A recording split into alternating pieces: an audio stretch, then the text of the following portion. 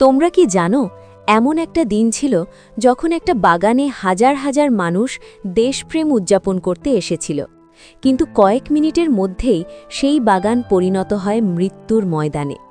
না কোনো সতর্কবার্তা, না কোনো দয়া, শুধু গুলির শব্দ আর মানুষের চিৎকার।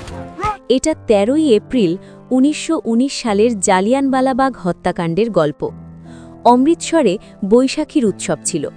মানুষ তাদের পরিবার নিয়ে জালিয়ানওয়ালাবাগে পৌঁছেছিল, কেউ বক্তৃতা শুনতে, কেউ ছুটির দিন উদযাপন করতে। সবাই হাসছিল, আনন্দ করছিল।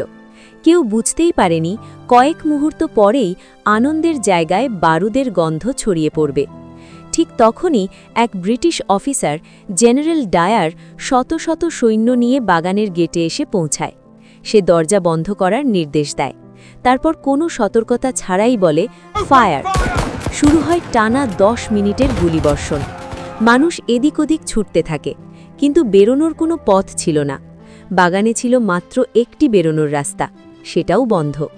অনেকেই প্রাণ বাঁচাতে কুয়োর মধ্যে ঝাঁপ দেয়, কিন্তু সেই কুয়ো লাশে ভরে যায়।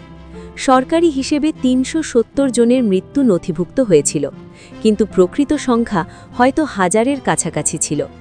মাটি রক্তে লাল হয়ে গিয়েছিল, আর আকাশ যেন কান্না করছিল। আজও জালিয়ানওয়ালাবাগের দেয়ালে গুলির চিহ্ন দেখা যায়, মনে করিয়ে দেয় স্বাধীনতা কেউ উপহার দেয় না, হাজার মানুষের রক্তের বিনিময়ে তা অর্জন করতে হয়।